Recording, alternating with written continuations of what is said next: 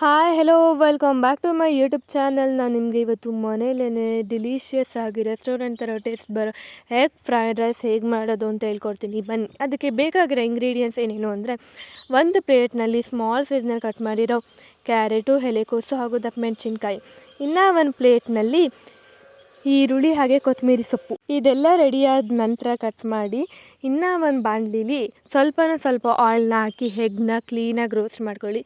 Egg ವಾಸನೆ ಹೋಗೋ ಗಂಟ ರೋಸ್ಟ್ ಮಾಡ್ಕೊಳ್ಳಿ. ಹಾಗೆ ಎಗ್ಗಿಗೆ ರುಚಿಗೆ ತಕ್ಕಷ್ಟು ಉಪ್ಪನ್ನು ಆ್ಯಡ್ ಮಾಡ್ಕೊಳ್ಳಿ.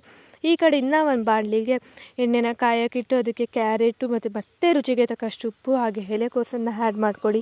ನಾವು ಇಲ್ಲಿ ಬಂದು ಮಾಡ್ತಿರೋದು 1 kgಗೆ, ಸೊ ನಿಮಗೆ ಎಷ್ಟಕ್ಕಾದರೂ ಮಾಡ್ಕೋಬೋದು.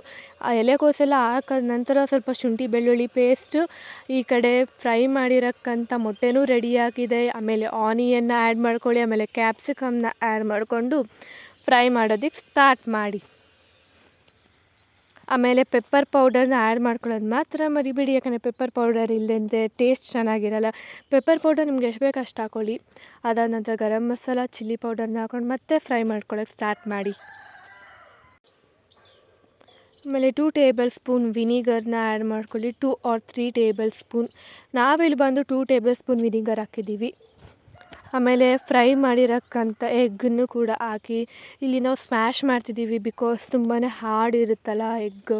ಸೊ ಹಾಗಾಗಿ ಹಾರ್ಡಿರಲ್ಲ, ಬಟ್ ನಾವು ಫ್ರೈ ಮಾಡಿಟ್ಟು ಆರಿದ ನಂತರ ಸ್ವಲ್ಪ ಹಾರ್ಡಾಗೂ ಇರುತ್ತೆ. ಸೊ ಸ್ಮ್ಯಾಶ್ ಮಾಡಲೇಬೇಕಾದ ಅವಶ್ಯಕತೆ ಇರುತ್ತೆ, ಇಲ್ಲಾಂದರೆ ಚೆನ್ನಾಗಿ ಬರಲ್ಲ. ಸೊ ಅದೆಲ್ಲ ಸ್ಮ್ಯಾಶ್ ಆದ ನಂತರ ರೈಸ್ನ ಆ್ಯಡ್ ಮಾಡ್ಕೊಳ್ಳಿ. ರೈಸ್ನ ನೀವು ಆವಾಗಲೇ ಸ್ವಲ್ಪ ಉಡಿ ಮಾಡಿಟ್ಕೊಂಡಿದ್ರೆ ಸರಿ ಹೋಗಿರುತ್ತೆ. ಆ ರೈಸ್ನ ಆ್ಯಡ್ ಮಾಡ್ತಾನೆ ತಿರ್ಬೋದಕ್ಕೆ ಸ್ಟಾರ್ಟ್ ಮಾಡಿ. ಅಂದರೆ ಕ್ಲೀನಾಗಿ ಮಿಕ್ಸ್ ಮಾಡಿ, ರೈಸ್ ಹಾಕ್ತಾನೆ ಮಿಕ್ಸ್ ಮಾಡಿ, ಚೆನ್ನಾಗಿ ಬರುತ್ತೆ ಆಗ ಟೇಸ್ಟು. ಹಾಗೆ ತುಂಬಾ ಚೆನ್ನಾಗಿರುತ್ತೆ ತಿನ್ನೋದಕ್ಕೂ ಕೂಡ.